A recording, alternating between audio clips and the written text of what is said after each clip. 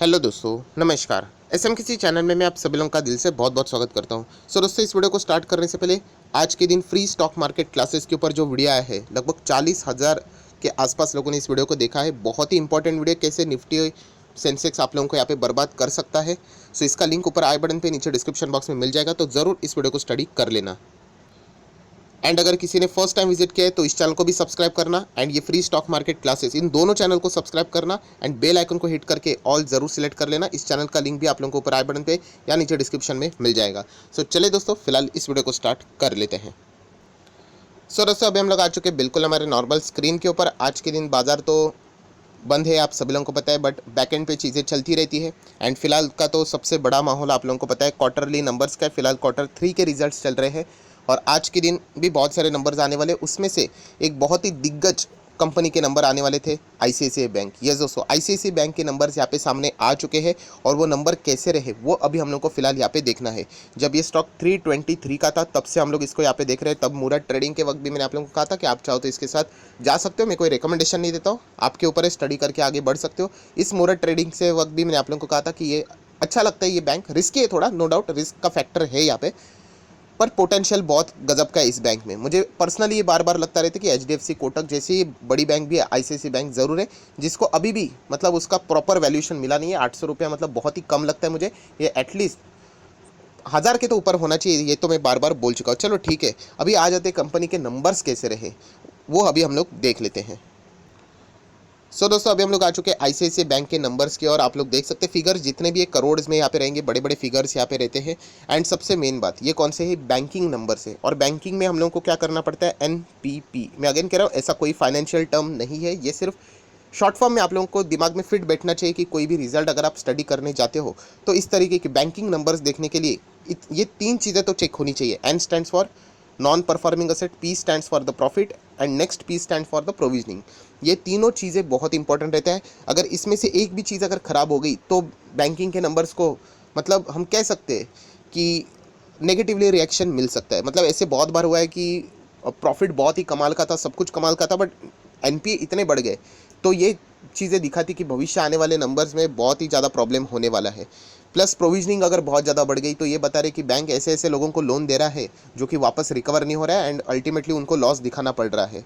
तो ये सारी चीज़ें, तीनों चीज़ें इन लाइन होना बहुत ज़्यादा इंपॉर्टेंट है एंड इसको मेंटेन रखना इतना ईजी बात नहीं है। अभी हाल ही में एचडीएफसी बैंक के नंबर्स हुए थे, एचडीएफसी बैंक ने तीनों एनपीपी बहुत ही अच्छा दिखाया था यहाँ पे।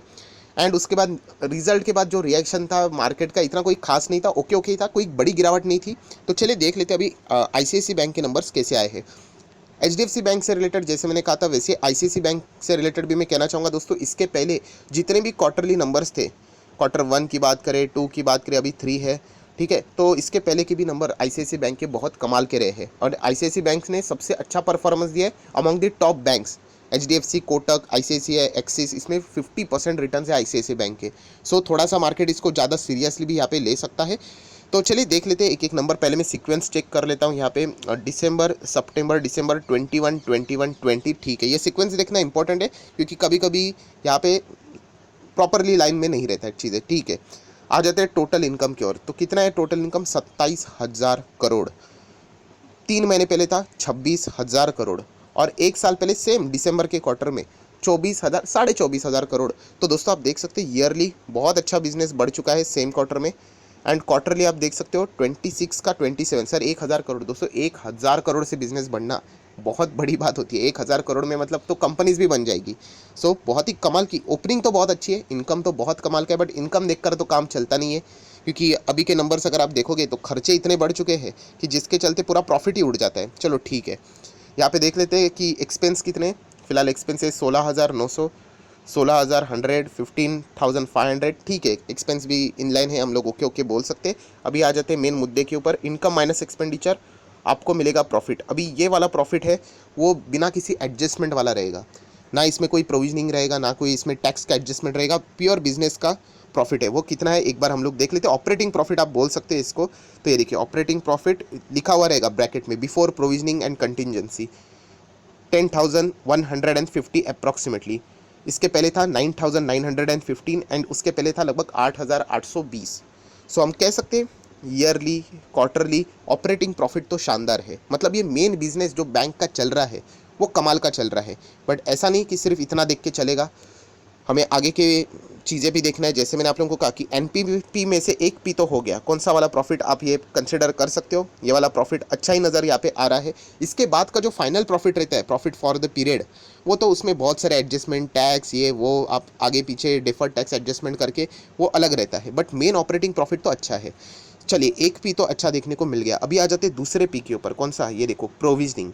प्रोविजनिंग मतलब मैं बार बार इसका आप लोगों को एक्सप्लेनेशन दे चुका। प्रोविजनिंग मतलब मान के चल रहा है कि एचडीएफसी नहीं, आईसीआईसी बैंक मान के चल रहा है कि इतना उन्होंने दिया हुआ लोन वापस नहीं आएगा, लोन या फिर आप बोल सकते हो पैसा नहीं आएगा। तो कितना पैसा इनका फंस गया, 2000 करोड़। इसके पहले 2700 करोड़ और उसके पहले भी 2750 करोड़। तो ये अच्छी बात है, देखा गया तो मतलब अच्छी बात है। मतलब क्या, पहले 2700 करोड़ के आसपास का लोन फंसा रहता था, अभी 2000 करोड़ के आसपास। आप ऐसा बोल सकते हैं ये रिवर्स हो सकता है सर, हाँ हो सकता है रिवर्स, बट चांसेस बहुत ही कम है। क्योंकि प्रोविजनिंग का जो नियम रहता है वो ऐसा ही रहता है कि आप एक्सट्रीम सिचुएशन में जब आ जाते हो उस हिसाब से आपको प्रोविजनिंग करना पड़ता है। कि आपको मानकर चलना पड़ता है कि देखो, आपके शेयर होल्डर को बता दो या आप 10,000 का प्रॉफिट ना दिखाओ, इसमें से 2000 नहीं है आपके, आप पकड़ कर चलो कि नहीं आने वाला है वहाँ से पैसा। एक्चुअल में देखा गया तो आ सकता है, बट सिचुएशन बहुत ख़राब है तो हटाओ इसको। तो इसीलिए आप देख सकते हो 10,000 में से ये 2000 क्या करना पड़ता है, हटाना पड़ता है। तो आप देख सकते हैं बाद में जो प्रॉफिट आता है वो आफ्टर प्रोविजनिंग है। ये एक्चुअल मतलब आप मान कर चल सकते हैं एक्चुअल प्रॉफिट है 8140, क्योंकि ये 2000 तो फंसा हुआ है, ये नहीं आएगा, इसलिए वो माइनस करना पड़ता है। सो 8000, इसके पहले 7200 और उसके पहले कितना था, 6000। कहानी अभी भी ख़त्म नहीं हुई है, क्योंकि ये तो प्रॉफिट हम लोग को देखने को मिल रहा है बिफोर टैक्स। अभी इसके बाद आपको टैक्स पे करना पड़ेगा। यहाँ पे कोई एक्सेप्शनल आइटम नहीं है, वो होता तो उसका भी एडजस्टमेंट हो जाता। तो फाइनली सब कुछ ऐड लेस करके आप यहाँ पे देख सकते हो net profit for the period already highlight करके रखा हुआ है, जो कि अच्छी बात है। कितना है मैं लिख लेता हूँ, 6193 करोड़। 3 महीने पहले था 5510 करोड़ एंड एक साल पहले था 4939 करोड़। तो आप देख सकते हैं दोस्तों, 4939 करोड़ का हो चुका है 6193 एक साल में, एंड 5510 का हो चुका है 6193 3 महीने के बाद। तो बहुत ही अच्छा नंबर देखने को मिल रहा है। ये एनपीपी में से अगर मैं बात करूँ, 2 पी तो हो चुके हैं, एक प्रॉफिट तो अच्छा देख चुका है एंड एक प्रोविजनिंग भी देख चुके हैं कि कम जितना होगा उतना अच्छा है। सो कहानी खत्म है क्या, नहीं, एन बाकी। एन मतलब non performing asset. So non performing asset अभी हम लोग देखने के लिए थोड़ा हमें नीचे जाना पड़ेगा। अगर आप चाहो तो ईपीएस को भी देख सकते हैं। वैसे तो नेट प्रॉफिट तो देख ही लिया हम लोगों ने, तो ईपीएस भी कोई डिफरेंट नहीं रहेगा, उसी प्रोपोर्शनेट में रहेगा, क्योंकि फॉर्मूला में वही होता है। ये देखिए 8.93 है, 7.95 और 7.16, तो अच्छा ही है। क्वार्टरली ईयरली दोनों में हम लोग को बढ़ोतरी देखने को यहाँ पे मिल रही है। चलो आ जाते हैं मेन मुद्दे की बात के ऊपर, non performing asset NPA. But NPA से रिलेटेड एक इंपॉर्टेंट चीज़ है, ये वाला जो ईयर है दोस्तों, आपको पता है ये 2020 का ईयर है। यहाँ पे बहुत सारे जो डेटा है वो आप लोगों को शायद से कम भी देखने को यहाँ पे मिल सकता है, क्योंकि वहाँ पे मोराटोरियम जैसी चीज़ें थी, बहुत ज़्यादा अनसर्टेनिटी थी। याद करें 2020 में क्या चल रहा था। इनफैक्ट आज भी अगर देखा गया तो ऐसा बताया जा रहा है कि अभी भी बैंकिंग के नंबर्स क्लियर सामने नहीं है कि कितना पैसा आएगा नहीं आएगा। सो 2020 के तो बातें ही भूल जाओ। तो यहाँ पे अगर आप डायरेक्टली कंपेयर करोगे तो आप लोगों को बहुत ही ख़राब लगेगा कि अरे नंबर्स कितने ख़राब है करके। सो ये बात आपके दिमाग में होनी चाहिए कि तभी मोराटोरियम था। आप चाहो तो एचडीएफसी के भी नंबर उस वक्त जाकर वहाँ पे देख सकते, तो एक प्रॉपर क्लैरिटी नहीं आ रही है। तो ये एक मुद्दा हो सकता है जिसके चलते हम लोगों को बार बार स्टॉक मार्केट में इश्यूज़ देखने को यहाँ पे मिल रहे हैं, क्योंकि एचडीएफसी बैंक में भी ज़्यादा हम लोग को कोई तेज़ी देखने को यहाँ पे नहीं मिली थी। ठीक है, बाद में आते हैं उस टॉपिक के ऊपर, पहले आ जाते हैं G N P A, gross N P A. तो कितना है, 37,052। सो इतना हम कह सकते हैं नॉन परफॉर्म, मतलब खतरे में, खतरे की घंटी आप बोल सकते हैं। इसके पहले कितना 41 और उसके पहले कितना था 34। अभी ऐसा लगेगा कि 34 एंड यहाँ पे 37। सो ये जितना कम होगा एनपीए उतना अच्छा है, राइट। ये खतरे की घंटी है, जैसे मैंने आप लोगों को बताया था। यहाँ पे आप बोल सकते हैं अलर्ट वाली बातें हैं। सो जितना कम होगा उतना अच्छा। अभी 34 से 37 हुआ, ऐसा नहीं है। यहाँ पे रिपोर्टिंग आप बोल सकते कम हुआ होगा, बहुत सारे लोगों ने मोराटोरियम अवेल किया होगा, प्रॉपरली पिक्चर नहीं था बैंक के सामने। तो इसीलिए हम लोग ये वाला जो एरिया है मैं तो इसको इग्नोर ही कर रहा हूँ, क्योंकि वो प्रॉपर पिक्चर नहीं दिखाएगा। आप चाहो तो कंसिडर कर सकते हो, मैं थोड़ा सा फिलहाल इसी पिक्चर को कंसिडर करना पसंद करूँगा। सो 37,000 था एंड 3 महीने पहले 41,000। सो 41,000 के बदले आप देख सकते 37 कम होना, तो ये अच्छी बात है। अगर आप चाहो तो इसको परसेंट फॉर्म में भी देख सकते हो। 4.82% था, अभी 4.13% हुआ है नॉन परफॉर्मिंग असेट। जीएनपीए की मैं बात कर रहा हूँ, नेट एनपीए की बात करें तो वैसे भी एडजस्टमेंट होकर वो नीचे ही आता है। सो ओवरऑल अगर मैं बात करूँ दोस्तों तो एनपीपी प्रॉफिट कमाल का है, ऑपरेटिंग या फिर net profit for the period दोनों अच्छे हैं। प्रोविजनिंग कम हुआ है, ये भी अच्छी बात है। एंड ग्रॉस एनपीए की भी अगर मैं बात करूँ, नेट एनपीए की भी बात करूँ, तो क्वार्टरली हम लोग को वो अच्छा ही नंबर देखने को यहाँ पे मिल रहा है। सो अगेन दोस्तों आईसीआईसीआई बैंक ने अच्छे ही नंबर्स यहाँ पे पेश किए हैं। अब बाजार को कैसे अच्छे लगते हैं नहीं लगते वो तो मंडे के दिन पता चलेगा, बट मैं इतना कह सकता हूँ कि आप लोग चाहो तो ज़रूर कंटिन्यू यहाँ पे कर सकते हो। मैं लॉन्ग टर्म की बात कर रहा हूँ, मैं कोई शॉर्ट टर्म की बात नहीं कर रहा हूँ, मैं कोई टिप्स नहीं दे रहा हूँ, ये आपके ऊपर है। आप चाहो तो कंटिन्यू कर सकते हो या फिर प्रॉफिट बुकिंग भी कर सकते हो, बट नंबर देख के मुझे इतना तो लग रहा है कि बहुत ही अच्छा परफॉर्मेंस यहाँ पे आईसीआईसीआई बैंक ने भी यहाँ पे बताया हुआ है और ये कंसिस्टेंटली परफॉर्मेंस यहाँ पे दिखा रहे हैं, इसलिए 50% रिटर्न्स भी एक साल में यहाँ पे मिल चुके हैं।